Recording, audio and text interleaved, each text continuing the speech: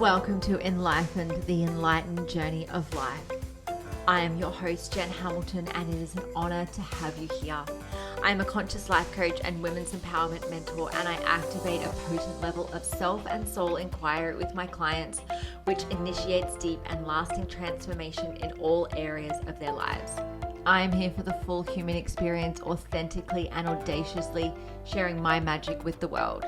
On this podcast, we're all about mastering life on the way to enlightenment. And as we are here having a human experience, we might as well embrace it all.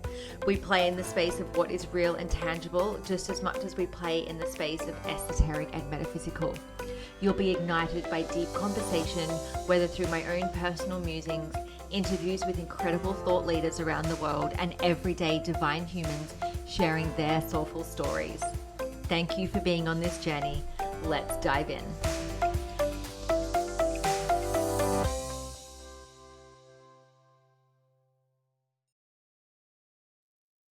Hello and welcome to another episode of the Enlightened Podcast. I am your host, Jen, and today my special guest is Jamie Blanco.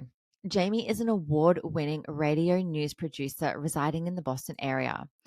Jamie spent several years working to realize her father's dream of publishing his book of hope for cancer patients. Jamie enjoys nerd culture, hosts an iHeartRadio podcast called The Hub on Hollywood, and is now a frequent background actor in film and television. This incredible woman has written a book, Hope for the Hopeless, in her father's honor. And it was absolutely amazing to be able to have her on the show and chat to her. And I'm so excited for you to hear all of the magic that she brings to the world. So without further ado, let's dive in. Jamie, thank you so much for joining me on the Enlightened podcast. How are you? I'm wonderful. So we were just chatting a little bit about how it's yesterday where I am here, and you're in the future, and I'm in the past, and it's snowing here, and it's just wonderful weather where you are. So it's fascinating. It's wonderful. I'm so excited to be joining you right now and chatting. We were just saying off air, like how cool it is that we can, connect via this magical thing called the internet, with microphones and screens and cameras. And yeah, Mhm. you're in Boston and it's the middle of winter for you at the moment because I'm in Australia. It's the middle of summer. Tell us what Boston is like. It sounds like it's freezing if it's snowing. Yeah, well, we just had a snowstorm today, and it's a winter wonderland. I mean, it's just beautiful. I live on the top of a hill in a valley. It's called the Pleasant Valley, and it's just super picturesque right now. I got to go outside and play with my kids. I'm sure the people who have to drive and commute are not as, I don't think it's as beautiful as I think it is today, but it's just it's really nice. So I appreciate the changing seasons because I grew up in Florida, where we had no seasons. It was just 80 degrees every single day. So it's still a little bit magical for me. That's amazing. It's so funny because I talk to people overseas all the time and they talk about the snow and I'm like, I've never been to the snow. I've never properly seen No? snow. No, I'm in Queensland in Australia, so it doesn't snow here. In the southern states it does, but I've Yeah. driven through snow when I was a little girl, but it wasn't like proper snow. It was just like kind of like white bits of stuff falling from the sky. It wasn't the proper stuff. So Well, you're more than welcome to visit. We've got plenty of it. You can have amazing. some. I will get over there at some stage. I've made so many friends around the world just having conversations. So it's amazing. Boston is definitely on my list. I've had a client over there. I've had other Mhm. people that I know in my circle over there. So it sounds like a really, really beautiful place. I can't wait to visit. It's a lot of history, very walkable, beautiful city. Let me know when you're by. We'll have I you over. absolutely will. I absolutely will. Now, Jamie, you're the author of an incredible book, Hope for the Hopeless. Tell us about what does this book represent for you? What is it about and how did it all come about for you? Sure. So this book, Hope for the Hopeless, is something that my father started writing when I was a child, and he was battling brain cancer. So he was 36 years old, father of three, relatively healthy. He'd never had a major health crisis or anything like that. when he got this horrible diagnosis. He was driving to work one day in his van and had a seizure behind the wheel of his van on the way to the hospital where he worked. And they wheeled him into the ER. They found the tumor, and suddenly, it went from he's at the peak of his life to he's fighting for his life, right? So 36 years old, the same age that I am now, when he started to battle this tumor. And, just to make a quick synopsis, he was given 3 months to live. He was diagnosed with a glioblastoma, multiforme, grade 4, the most aggressive, deadly kind of cancer, a brain tumor. And this was in 1995 when this happened. I was 9 years old when he got sick. He was given no hope for survival. They said, you'll be dead in 3 months, maybe a couple weeks longer if you do chemo and radiation. So there was no options given to him, right? There were no mainstream treatments. There were no clinical trials. There was nothing that was going to give him a chance at survival. And that all sort of led him on this path to self-treatment where he's like, all right, well, you want me to die? I'm not ready. I'm not going that route. My dad was a very rough and tumble New Jersey street guy. He was a tough guy, and he wasn't going to take this bullshit. He wasn't like, no, screw that. I've got shit to live for. Sorry. I love that I can curse on this podcast, by the Yes, way. go for So because it. it's way more true to who he was. I Yep. feel like, so I love that. He had too much to live for, and he started to educate himself about holistic medicine and holistic treatments and natural medicines. And not only did he completely transform his diet, um, to a far more healthful one. He had never eaten a carrot in his life. I know you were talking about how much you hate bananas. He had never eaten a carrot in his life. He didn't eat veggies or, hardly any fruit, very meat and potatoes kind of guy. Um, so he started getting all of these healthy, wonderful things into his diet. He started taking supplements. Um, and he was reading books. He was going to speaking events with authors and nutritionists. He was going to people's homes. He was doing everything in his power to educate himself on how to help heal his body on his own. Because remember, this is 1995. There was no internet. There was no way to communicate the way that we do now, or that, Course, yeah. right, that abundance of information. He also relied on visualization, meditation, hypnosis, those power of the mind things, and his tremendous faith in God. So, in every way that he could, he was attacking this disease and trying to transform himself, mind, body, and soul, to find the cure. And he had that faith, and he had that mental focus and power to empower himself and his body and his immune system and his soul to to find that healing, right? So he was given 3 months to live. He lived 8 years, eight Wow. incredible years with no mainstream medical treatment. He never did chemo, he never did radiation, no clinical trials. The only interventions he ever had were surgeries. So this is not to say that he was cured, but something about what he was doing was slowing the progression of this disease. So a tumor, an aggressive tumor that normally would recur within a matter of weeks, was taking years before there was any recurrence. And then they were able to catch it, remove it, and then he would go another few years of relative good health. Um, and it's amazing because he was the healthiest he had ever been while fighting this deadly disease. And he started to write all this down, right? He started to write down all of the things that he was doing for himself, about his experiences and his battles with the medical community and with the doctors. Um, and he started documenting it all.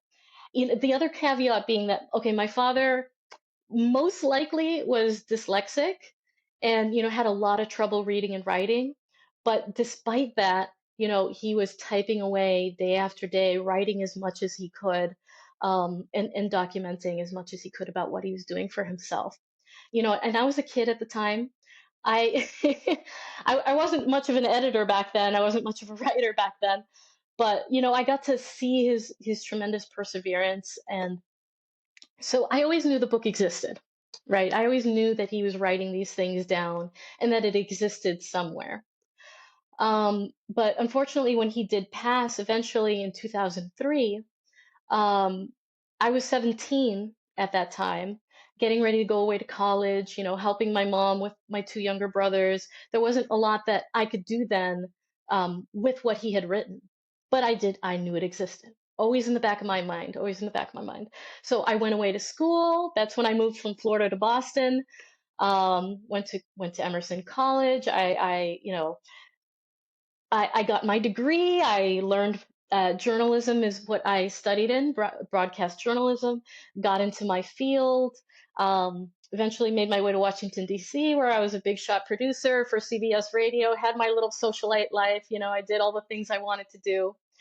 And when I started having my children about 7, 8 years ago, I finally had the time, I think, and the skills to to start maybe putting something together, right? I remembered that this book existed. That's about when my mother found it. And if you have a moment, I wanted to show you what she found because it's incredible. She found, I'll be right back, Yeah. this giant leather bound portfolio Wow. case with all this water damage, right? Because it was in a shed in our backyard in Florida for who knows how many years. And we have hurricanes, we had flooding. It survived all kinds of things out there. And inside were hundreds of pages of his original writing. You see, that Wow. says Hope for the Hopeless, and his original writing and research, just hundreds and hundreds of, you know, physical pages that survived in this thing, which I think is, you know, first miracle right there. Um, and my mother gave it to me. And, you know, the second she handed it to me, I knew exactly what I needed to do. You know, Yeah. I knew that I was not going to rest until his story was out there because it was something extraordinary. It wasn't normal. There's no reason that he should have been alive. And every doctor that I spoke to, that's the word that they use. They use the word miracle. You know, but the point that he makes is, why does it need to be a miracle? Why does it need to be this one-off thing? What was it about what he was doing for himself that was slowing the progression of this disease and helping him to survive as long as he did? So that's where my journalism skills came into play. Not only did I edit his admittedly horrible grammar, terrible grammar. Mm. It was so frustrating. I'm like, I remember like typing next to my husband. I'm like, what in the world is why? Like, just it was bad. But we cleaned it up. I knew what he was trying to say. It was just bad spelling and grammar, but we cleaned it up. But the next part was, you know, investigating all of the aspects that I believe helped him in his longevity. And I get to do these incredible interviews with experts, with naturopathic oncologists and nutritionists and motivational speakers and spiritualists and, you know, and doctors. And that was the fun part for me, and being able to put all of those interviews together at the end of this book so that you can have the news you can use, right?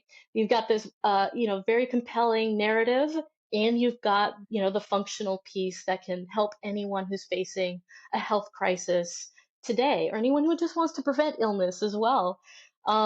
So I spent 5 years putting this together. I spent, you know, the first 2 years was cleaning up what my father had written, and the remainder of that was writing my piece. Um, but you know, what's fascinating is the part where it comes to the mental focus. That was so cool, like learning about the power of the mind. But it also, you know, helped me overcome a lot of grief that I didn't know that I was still holding on to.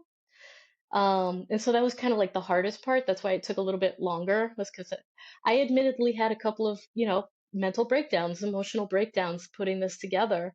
Um, but I didn't, I needed it to exist. I wanted it to exist. I wasn't going to stop until this story exists, because I really feel that it can help um, it can help people out there. So just this past year, back in June 2022, it was finally published and is now available for anyone to read.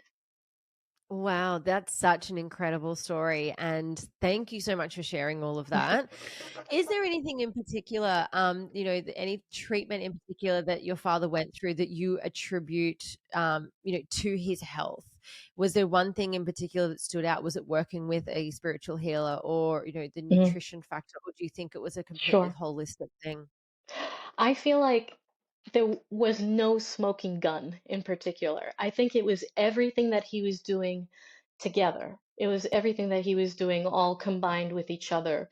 Although the one thing that he attributed probably most to his longevity and to his healing was a supplement that he was taking called shark cartilage. Now, there's a lot of controversy surrounding shark cartilage. I'm not sure if you've ever heard of it. I haven't, no. Okay. So the way that shark cartilage Is it reports to legitimate? Like, is it, like, literally shark cartilage? it is literally shark cartilage, right, from a shark, and they sort of dry it out and they take the cartilage and they break it down into a powder. And back in the 90s, this was like the big thing that it was very popular back then. There was the doctor who helped develop it, Dr. William Lane. He had a successful medical trial in Cuba of 28 patients, in which he saw an um, almost 100% of his patients reported some kind of benefit from it, but many of them way outpaced their life expectancies. They saw tumor reductions, longer life expectancies. Um, what is controversial about it, though, is that those clinical trials were not peer reviewed. It wasn't done by certain standards. Um, but regardless, shark cartilage became very popular in the 90s. And the way that it supposedly works is the inhibition of angiogenesis, that it prevents new blood vessels from growing and feeding the tumors, and it attacks those blood vessels so that the tumors, essentially die or do not grow. It was that supplement in particular that he credited with most in slowing down the growth of his tumors. But again, it was very controversial. There were many clinical trials done with shark cartilage, none were conclusive. However, none of the clinical trials, at least in the United States, I'm not sure about everywhere in the world, but none of the clinical trials were done in the way that he and many other people used shark cartilage, right? Without chemo, without radiation, and using it early in the treatment cycle, like right after diagnosis. None of the clinical trials did that. Every clinical trial was in conjunction with chemo and radiation, and also late stage patients that were on death's door already. Mhm. So it's frustrating that despite not having any clinical trials done in the way that he and many people were using it, that the federal government here in the United States shut down the production of shark cartilage and shut down William Lane's company, because he refused to remove claims about its cancer benefits from its labels. So it feels like it was Mm. a very political thing versus whether it was actually beneficial or not. So that's the frustrating part, because nowadays, if somebody would like to go ahead and try shark cartilage for themselves, it would be very difficult to find it in the purity and powder form that my father used back then. That part is frustrating. But I also don't personally believe, after everything that I have examined, that that's the only thing that helped him. Or Mhm. I feel like it was absolutely everything else in conjunction with that, and the nutrition. Um, Mm. the mental focus and the faith. He was setting up his mindset in a way that primed him to receive that miracle, to receive that transformation, to empower his body to make the changes. And it's so cool the research that I got to do about the power of the mind. That can I wanted to read a couple of quotes to you if that's okay. Absolutely. Absolutely. Yeah, because I think this was, I think by far the funnest part that I got to research and talk about in the book. Um, okay, so there's Dr. Clifford Lazarus, who's highly respected, writes in Psychology Today. Visualization and imagery techniques are not medically recognized as first-line treatments for cancers or most serious diseases, but as adjunctive therapies, they can be very helpful. Indeed, I'm very fond of saying the mind and the body are different sides of the same coin, and they intersect most strongly at the level of imagination. And if you think about it, um, we have back in the day, back in the 90s, 80s, 70s, prior to maybe the 2000s and 2010s, it wasn't even medically accepted that your thoughts and your feelings and your emotions could impact the health of your body. Now we know that stress hormones and things like that that are triggered by your emotions and your mindset can have very damaging effects and inflammatory effects on the body, which can lead to all kinds of disorders and diseases, including cancer. Um, but when it comes to positive emotions and the neuropeptides that come as a result of those positive emotions and positive feelings, and those have very beneficial and anti-inflammatory effects on the body. So it is more than feasible to think that by having that positive mindset and focusing your imagination in ways to attack disease in your body, that they can have a positive effect.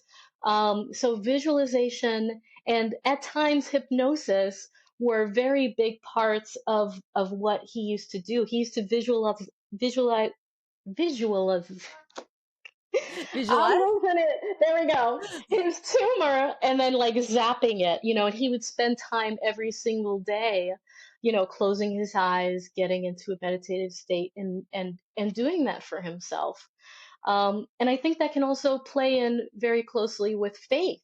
People who have a very, very strong faith, the way that he did, where it was not even a month. It was 3 weeks after his first surgery and diagnosis that he went before our church and he gave a speech and he said, God's going to heal me.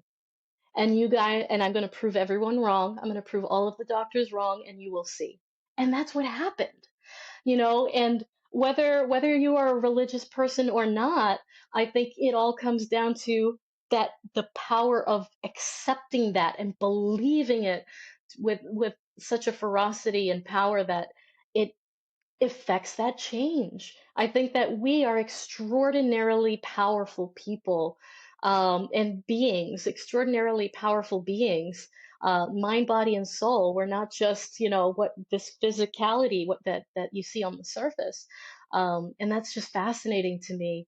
And I want to help people find that power within themselves and empower themselves to change their reality, change their health, change whatever they want to change, because you can. You have that tremendous power. And I know you talk to a lot of people who, are focused on hypnosis and visualization. Like I wonder if you've seen that pattern as well. Oh, I have, absolutely. And I'm a huge fan of the work of Dr. Joe Dispenza. Actually, first discovered him when I was learning more about quantum science and quantum physics, and it was absolutely mind blowing. Some like knowing that he healed himself of this back injury and now goes on to support so many people to heal themselves. I mean, I've sort of been playing in this space for, gosh, a very long time, years and years and years and years and years. And every time, like it fascinates me, but I'm also at a point where it doesn't surprise me anymore because I'm like, that's the way it is. And funnily enough, I was driving home this morning from the Gold Coast, and I've just started listening to Hmm. the Neville Goddard collection. And so there's 10 books by him. And at first, because I've done a lot of work around sort of unraveling religion for myself, and then being able to create a relationship with spirituality and just really defining what each of those are for me. And it's interesting because I've done so much work around just the acceptance of, God, and some of the things that have been in scripture, which I highly rejected at a point in my life because I was highly rejecting what religion was teaching me through the Catholic Church. And it's interesting because I can listen to something like Neville Goddard, and I can really relate to what he says, because in the first book in this collection of 10 of them, which is available on Audible, he talks about the fact that everything in the Bible is it's metaphorical, essentially. And so that, he relates God as such to your consciousness, Mm, so your awareness itself. And it was so interesting the way everything just slotted in completely with what, the Bible teaches, that it wasn't necessarily, a recount of, literal things that happened, but the things that were said and done, through the scriptures, how it actually relates to self, how it's all metaphorical and metaphysical. And it was absolutely mind-blowing. And now that I'm starting to put the feelers out and I can listen now to things that talk about God and not have a full-blown aversion to it, it mm, makes so much sense. When I started studying hypnosis and, NLP, like, I was just fascinated by what we could do in our mind, knowing in my own personal journey what I was able to create, both, positive and negative experiences. As not that there is, I don't love using the terms positive and negative, only because we give it a charge where it becomes safe or unsafe. So positive is safe, unsafe is mhm, negative. And so, just, to have the full blown, the full spectrum of human emotions, feelings, and experiences through my journey, I realized I was creating a lot of it. And even the quite unsavory pieces of it, I was creating all of those. And I was like, hang on a second, if I can create this to happen, what can I create that's going to serve me in a better way? And then mm, through my journey of, self-inquiry, self-awareness, self-discovery, doing my own inner work, I started to realize the power of my mind is literally affecting everything. And listening to stories, like yours, through your dad's experience, listening to so many other, like, whether it's a podcast or a book, or people that I talk to for other podcast episodes, or friends, we're all onto something here. But the thing mm, is, like, the old paradigm says I have to see it to believe it. The new paradigm that we're choosing to step into is I have to believe it to see it. And it literally comes down to the fact that when we have that awareness and that, that level of consciousness to understand that everything that I am being, saying, thinking, and feeling is going to project into my reality. mm. However, we also have the human experience of time, where we can't control time either. So time doesn't exist the way it does in the 3D world, in what we call the quantum world, which is where, the realm of possibilities, where all things, on all timelines exist all at once. And, just listening to the work of Dr. Joe Dispenza, who's helped so many people heal themselves literally through the power of belief. And so I wanted to ask you, Jamie, like, with your dad, did he at any point accept the diagnosis that he received, or did he just completely reject it from the beginning? And do you think perhaps that is what got him through? I'm so curious about that. Um, well, that's a good question.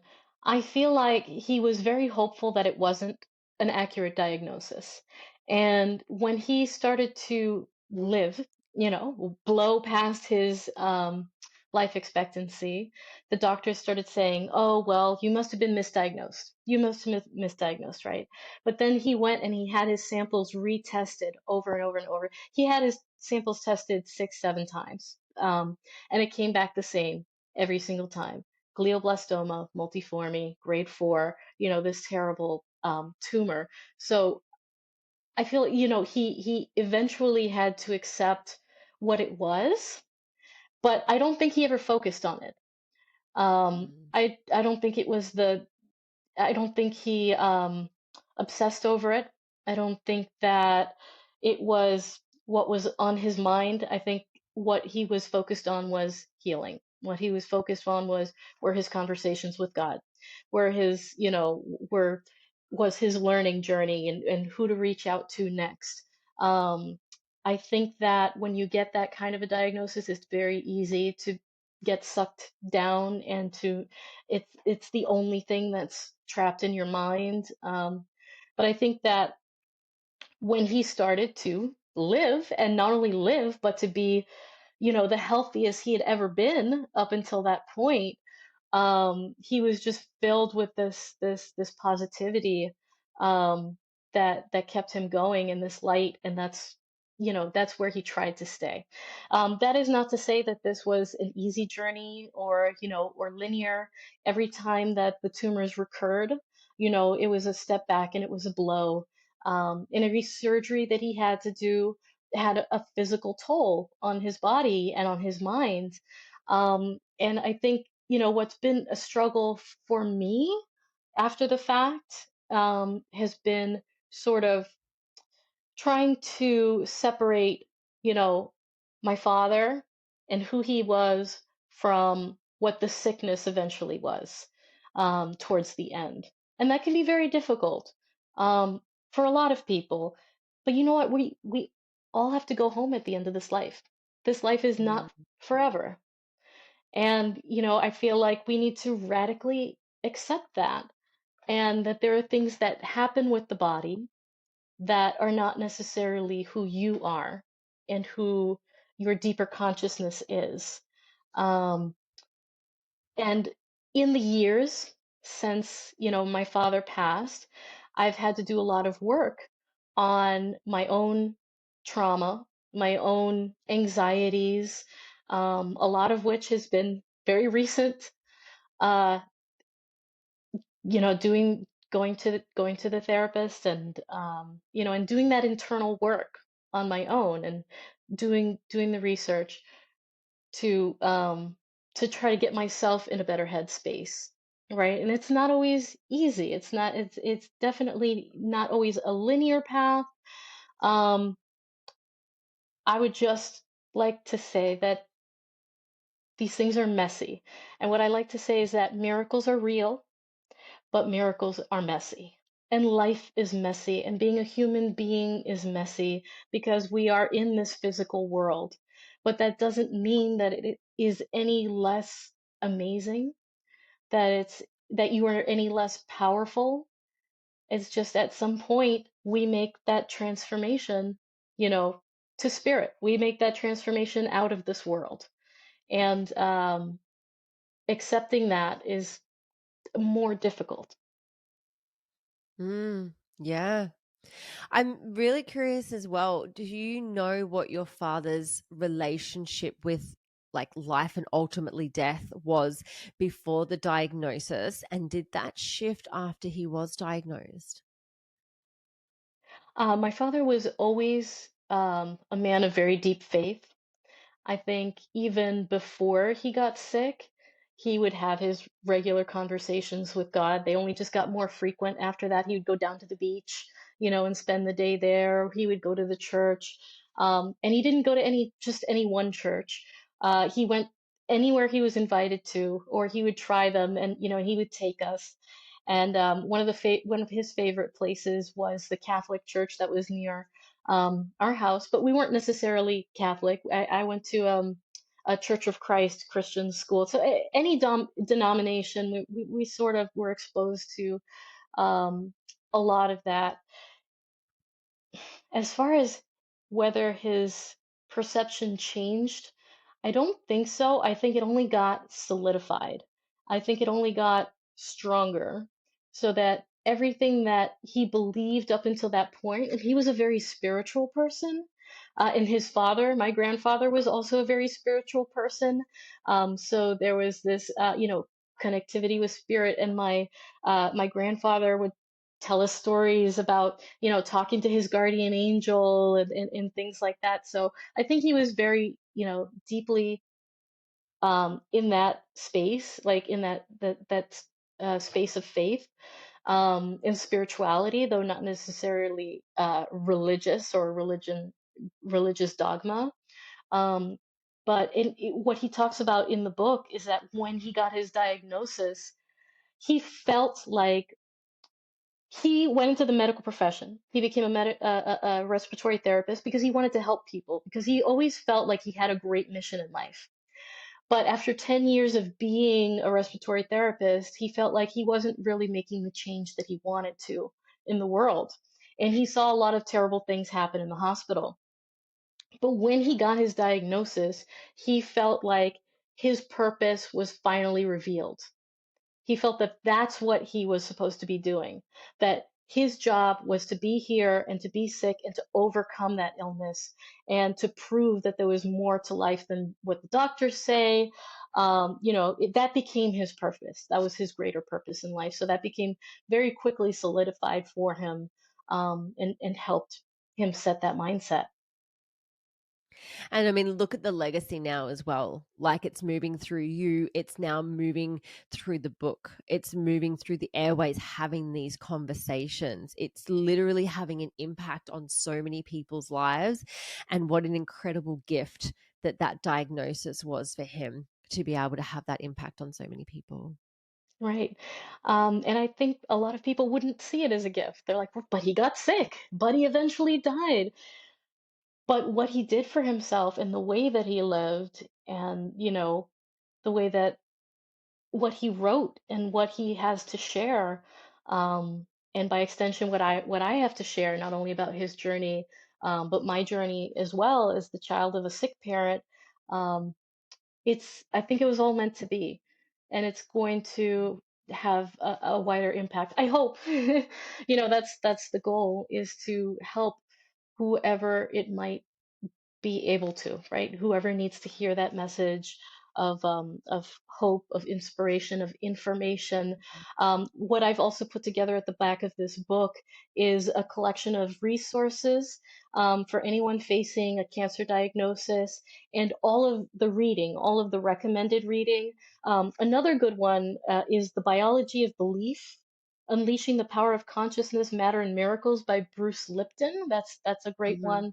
one. But all the recommended reading, that influenced him, that influenced me, that can help anyone today, nutrition, mind, body, and soul, and all of the practical resources too are not only in the back of this book, but they're available for free on my website, hopeforthehopelessbook.com. I'm always updating it. So in that way, we can continue to try to help as many people as possible. It's so incredible what you're doing. I'm just it's a beautiful thing to just be able to talk to you about this, and for you to bring all of this forward. There's one thing I want to circle back to, and because you mentioned, there was so much of the holistic things that he did. He went through the supplements, he went through, the nutritional avenues, certain diets. It sounds Hmm. like he did all of these things. I'm a huge advocate for these things. So 100%, we are so blessed in the day and age that we're in to have, the medical and pharmaceutical options available for when we need them. We've got incredible healthcare systems. We've got incredible surgeons out there, and absolutely it has a time and a place for all things. And it's not always the be all and end all as well. There are these other things out there. And I think this is, we need to start looking at these things in our lives, because, the diets, the supplements, the nutrition, the different therapies that we can have, the talk therapy, so we can shift, energetic things. All of that's going to, in my personal belief and my experience, all that that's going to do is help us bring that deeper level of awareness, which is where we can tap into our, our consciousness, or God, whatever, if that's, what you jam with, but if it's bringing us home to ourselves, to have that understanding, like if it's the diet and the clean water and the supplements, if it's something that helps us clear energy, or toxicity within our body to be able to get that out of our system, so we do feel clearer, to be able to connect with ourselves, to be able to connect with God or our faith or whatever that looks like. I think it's so important to embody all of those things and experience all parts of the holistic way of being. It can be in addition to medical as well. It's not necessarily one or the other. It's absolutely complementary.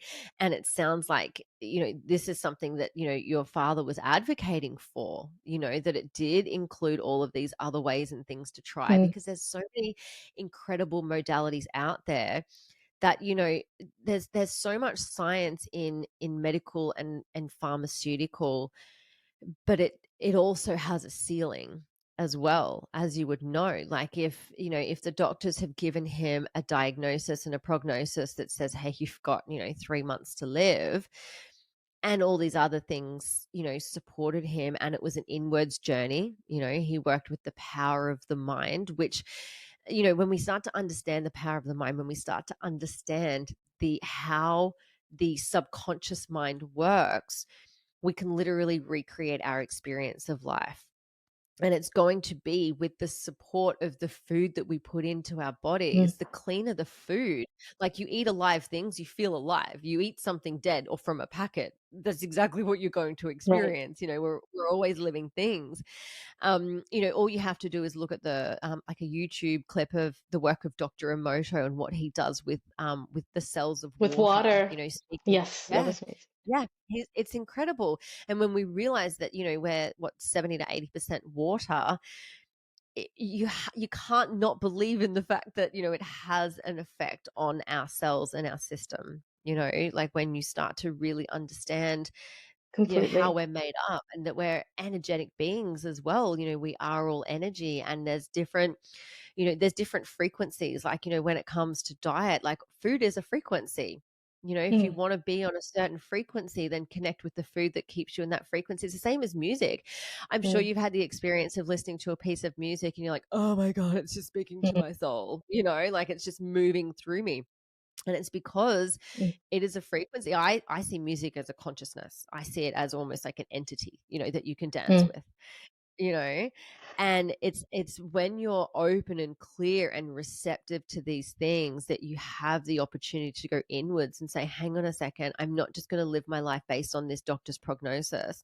mm. I'm going to take matters into my own hand. i'm not Yes. i'm not rejecting the fact that I have this diagnosis, but I'm not accepting that Yeah. this is my fate straight away. I think that's so cool that you're talking about, right, the energy of living things, and how that we kind of all relate to that.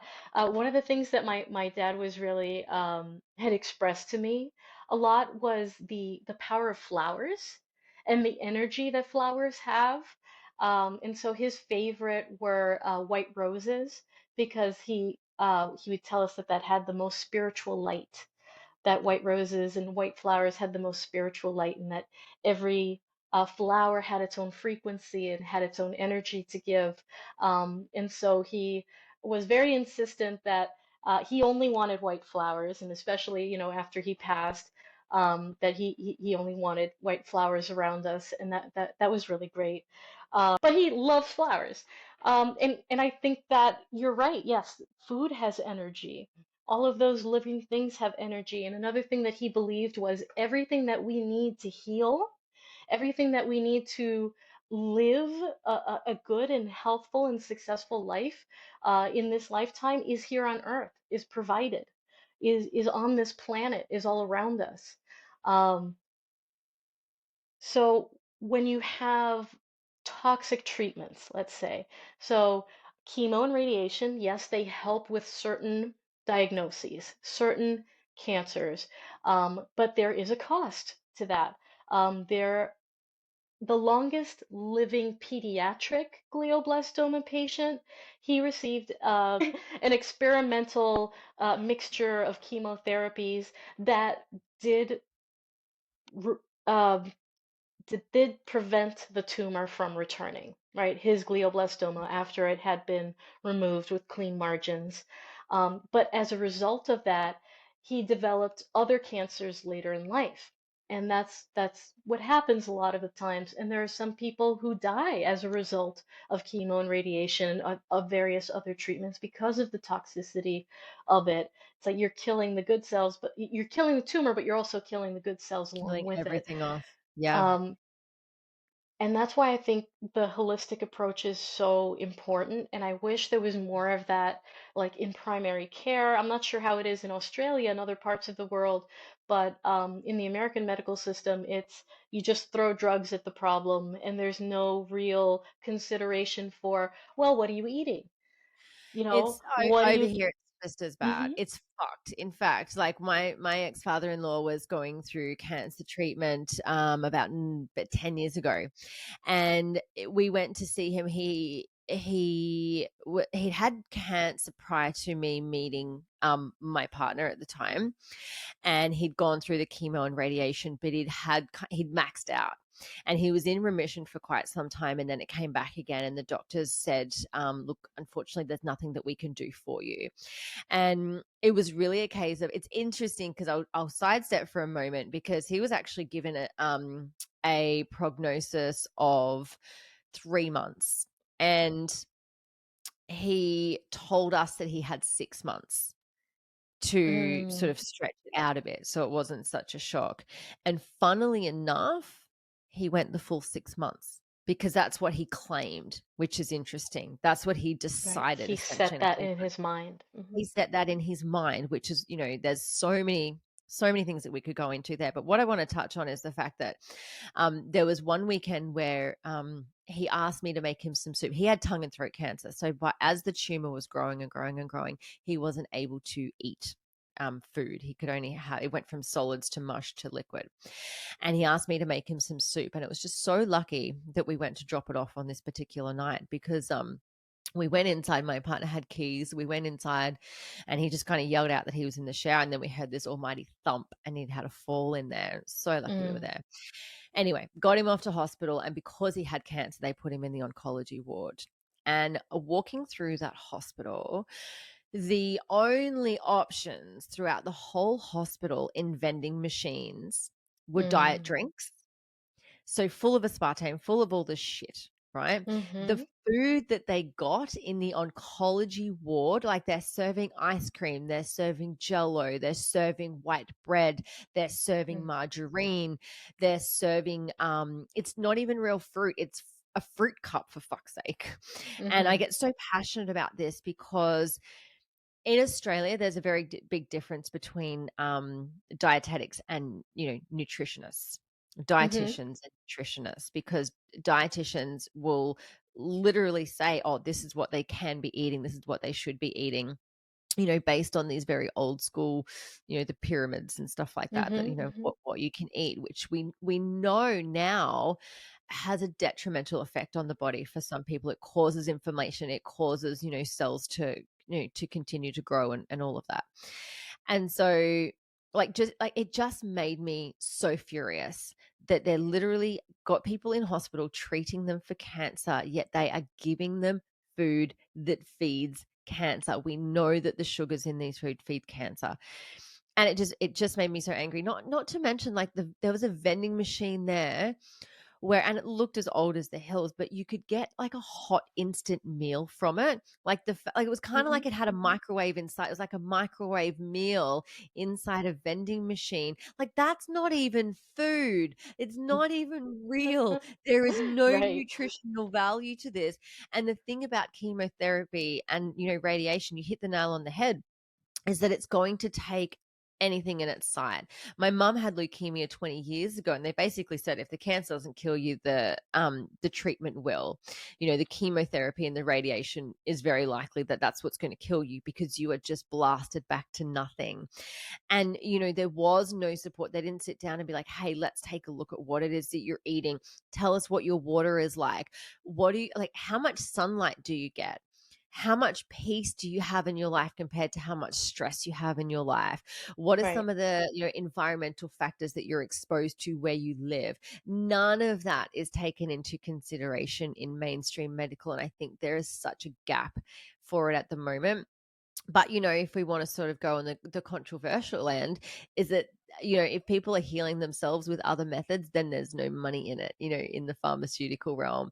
And I get Yeah. very passionate about that particular topic, which we don't have to dive into today. No, But it's just feel interesting to know, what is served, in hospitals, especially in the public system here. Um, and to the point where some places say no, you can't have food brought in for you because we don't know if it, like, say for example someone brings in a hot meal and it's left out, doesn't get refrigerated properly, and then they get food poisoning because of that, then they can sue the hospital for it. So there's like a blanket rule that people can't bring you in food. It's fucked. No, it sounds very similar to the system here. Mm, Doctors, when they are training, they get their degree. You think you have to train to be a doctor for what, 7, 8 years or more. mm, Not required to take nutrition. no, It's not a focus. Food can be medicine, but mm, food can also be poison. There's absolutely. so much in our modern diets that is just detrimental. Um, it, it's that's a whole other podcast, right? That's a whole Yes. other episode. But that is what my father talks about a lot too, and what he did to target things that he wanted to write, not just his mind with omega 3s and other things, but other parts of his body where he was struggling or didn't feel well. He used primarily juicing to help him Mm. get all of those healthful things in because he wasn't used to eating all of those things. And it's a lot of work, to get everything in sometimes, Did he especially if you're follow the not used Gerson to it. therapy protocol? Which is that? The Sorry? Gerson therapy protocol, which is juicing. A lot of cancer patients do go down the path of Mm. Gerson therapy, which is, juicing literally all day, every day. It's like it's a full protocol. Have you heard of that? No, I'm not sure that that's exactly what he did. He kind of created his own protocol, but it was primarily juicing to get in all of the healthful things that he wanted to target specific things, and to help him to take the supplements that he wanted to take. That's fascinating, though. You should send me information on that, and I'll link it up into my website. Um, but yes, and he was using a number of books to help him in what he wanted to intake and what he wanted to Mm. target. There was a book called uh, I will look it up, but there it's listed at the back of my book and on our website for free, hopeforthehopeless.com/resources, where he was using these books to help him um, on his nutrition and juicing journey, because that's how he primarily got a lot of the nutrition in. We didn't have a lot of time to cook.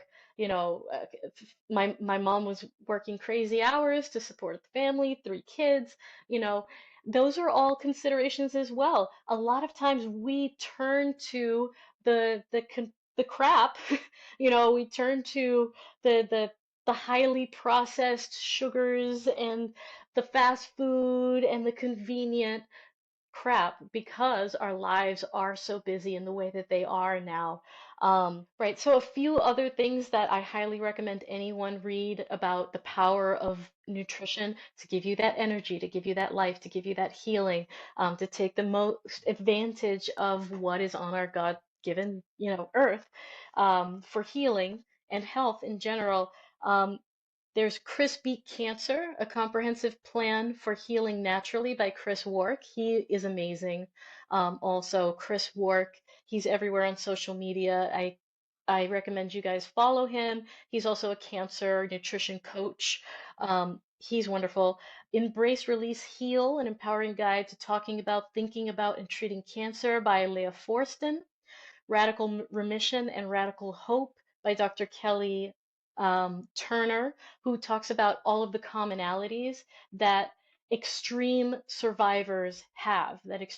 survivors have, which is taking control of your own health, having a deep faith, doing the nutrition and supplements, like everything that my father did, releasing negative emotions. These are things that all super survivors and all people who supposedly have had a miracle survival have in commonality. Um, How Not to Die, Discovering Foods Scientifically Proven to Prevent and Reverse Disease by Dr. Michael Greger. He's another amazing resource. Beating Cancer with Nutrition by Patrick Killen. Um, a Holistic Protocol for the Immune System by Dr. Scott Greger. And the book that my father used a lot was, it's called Raw Vegetable Juices by N.W. Walker. And that's what he relied on the most when it came to nutrition, to juicing, and targeting the areas that he wanted to help his body heal. Beautiful. And we'll link to all of those things in the show notes, and obviously your resources page, because it Yes. sounds like you've got some incredible resources on your website. It really sounds like as well, like, yes, all of these things, like especially, nutrition, certain foods, juicing and stuff, absolutely has an effect on the body. The work of Dr. Joe Dispenza, he's written a book that says you are the placebo. And, when we can truly believe something is going to work for us, and when we wholeheartedly believe it, when we embody that belief and we have faith that that is what's going to be the thing that works for us or is going to support us, Yeah. that can literally change our whole entire lives, and this brings me back to, like, everything in life is an illusion. Yeah. Everything in life truly is an illusion because we've been told it's a certain way. We've been told this. Like, if I think of someone, like, if someone tells me they've been, diagnosed with cancer, I'm so conditioned to believe, like, oh my God, they're going to die. Because my experience of people having cancer is generally that they're going to die at some point. And so we have this mindset around people that, that experience cancer. And it's funny because I've interviewed someone, and she never called herself a cancer survivor. She had cancer. She calls herself a cancer dancer. She says, I'm not a survivor. I'm not a warrior. I didn't fight it. I refused to fight it. I chose to dance with it. I chose to learn from it. I chose to make it my friend.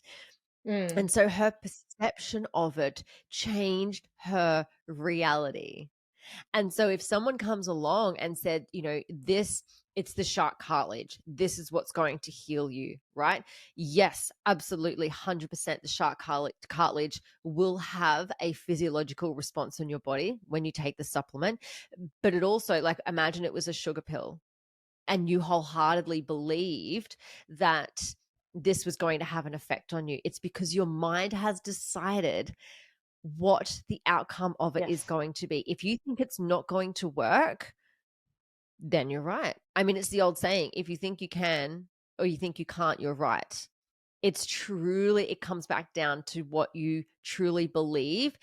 And people find faith through their beliefs. It leads them to God. It really leads them to spirituality. It leads them to something if they choose it to be. They might believe in being in, like, traveling to certain places in the world that are going to heal them. There is so much belief around traveling, say, for example, to Lourdes in France. There's certain, places in Italy, and there's certain, like, Glastonbury is a very spiritual place.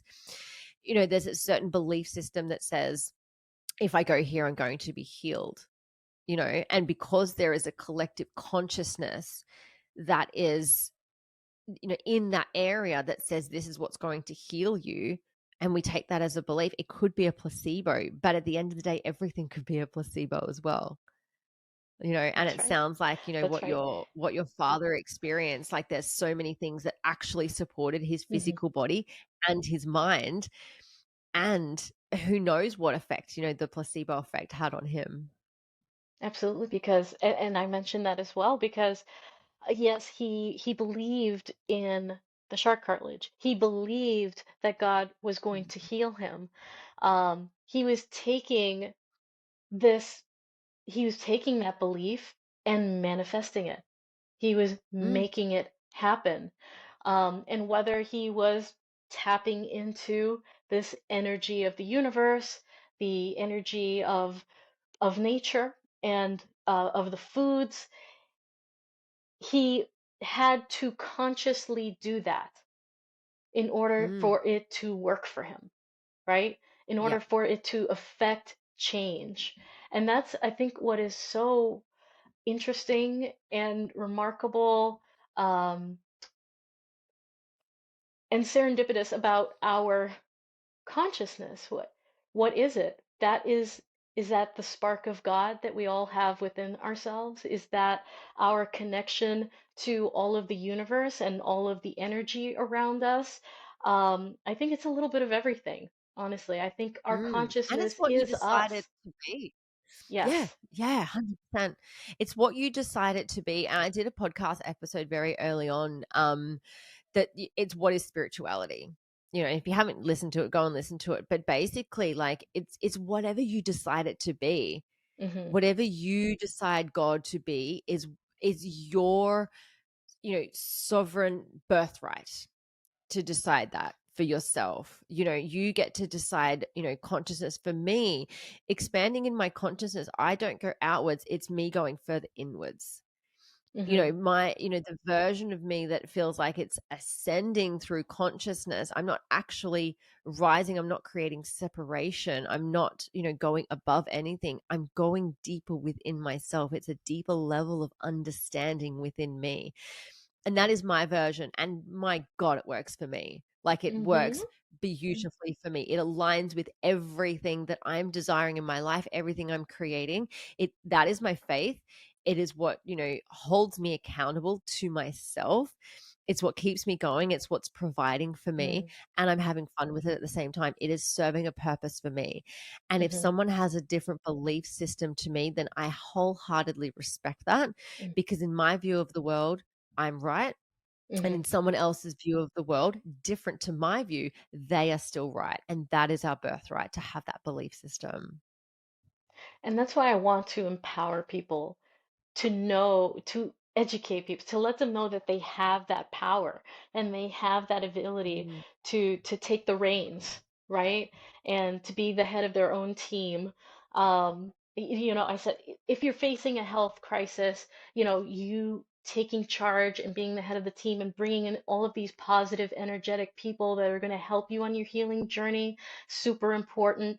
But just in general, and just in life, we're taught so many limits, so many boxes that we must be in, and what life is and what reality is. But if you start breaking those things down, they're they're not real limits. Someone had said that really connected with me was that a lot of religions talk about what you can't do when they should be focusing on what you can do through that faith, mm, through that energy, through God, and your connection to Him, or through yourself. It shouldn't be about what you can't do and what you shouldn't do. It should be about what you can do, what you have the power to create around yourself. So it's about finding that power within yourself, believing in it, surrounding yourself with positive, energetic, educated people who are going to help lead you on that journey. Because I don't feel like anyone can do this all alone, an island alone. Especially if you're on, you're fighting a terrible diagnosis or something like that. But here's another radical idea. It's when you have cancer and when you are sick, a lot of people are like, I gotta fight, like I'm fighting this disease and I'm fighting my body. But your body created this disease. People who approach it more as loving your body and getting, like you said, going deeper within yourself and understanding yourself and all of the parts that are you, mind, body, and soul, physical and metaphysical, um, and filling that with love, filling that with mm, purpose, filling that with conviction, and not looking at it so much as I must destroy, but I must elevate, right? And you were mm, talking about vibrations, elevating yourself vibrationally, elevating your body, and focusing on those things. Those are all very powerful as well, and you have the ability to do that, but no one educates you on that, right? Nobody tells you that you have that power, because most everything about our lives, our society is what is and what you can and can't do, and mostly it's about what you can't do. And what separates us from other people, what separates us from animals, what separates us from the plants and in nature. And when in reality, there isn't really a separation. Yeah, exactly. It's all oneness, isn't it? Yeah. And and as you come to terms with that and explore that in your mind and you fill yourself up with that love and connectivity, it helps, it helps on Mhm. that journey. Yeah. Oh, it's been so amazing to talk with you, Jamie. And thank you so much for bringing, your father's wisdom and teaching and experiences to life through this book. I'm really honoring you for the journey that you've been on. Obviously, supporting him, going through his transition and journey out of this life and into the next. And, bringing forward the work here that has just such a beautiful ripple effect. How can our listeners get a hold of your book? Is it purely digital? Is it a physical copy? How can we hmm find it all over the world? Sure. So the book is called Hope for the Hopeless: How One Man Fought the World's Deadliest Brain Tumor on His Terms and Won. It's available on Amazon, barnesandnoble.com, and right now you can actually get it on Target.com, Walmart.com. So there are a few global retailers, online retailers, where you can get it. There's also digital copies available for purchase. You can find all of the ways to buy the book, share the book, and my free cancer resource and recommended reading on my website, hopeforthehopelessbook.com. I'm also on Instagram. I have a Facebook group. So I love connecting with people all over the world. And if you send me a message, I will respond. To the best of my ability, juggling two little kids, but I will respond. And I just want people to know there is hope for the hopeless. Um, you are powerful. Become your own best self advocate. You are your own best self advocate. You have so much power. You have so much strength. And if you don't already love yourself, I love you. If that helps you to start loving yourself, you can do it. I am praying for everyone who is facing a dire diagnosis or a traumatic journey or a disease journey of healing. I just want to be there for them, let them know that this story and these resources exist and are here. But ultimately, everyone makes their own journey, right? And we're here in this life to learn and to love. And I wish everyone the best of luck on that journey. You have been incredible to chat with. Thank you so much, Jamie. And again, we will link to all of that in the show notes. Thank you so much for joining me. Thank you for having me. It's wonderful talking to you. Thank you so much for joining me for this episode. I hope you love the Enlightened podcast, and the biggest compliment you can give me is subscribing to this podcast, sharing it, and leaving a rating and review. Feel free to follow me on Instagram. My handle is @JenHamiltonOfficial, and the podcast handle is enlightened_podcast. You can also find the video version on YouTube on my channel. Just search Enlightened and don't forget to hit subscribe. Have a beautiful day and enjoy living the enlightened journey of life.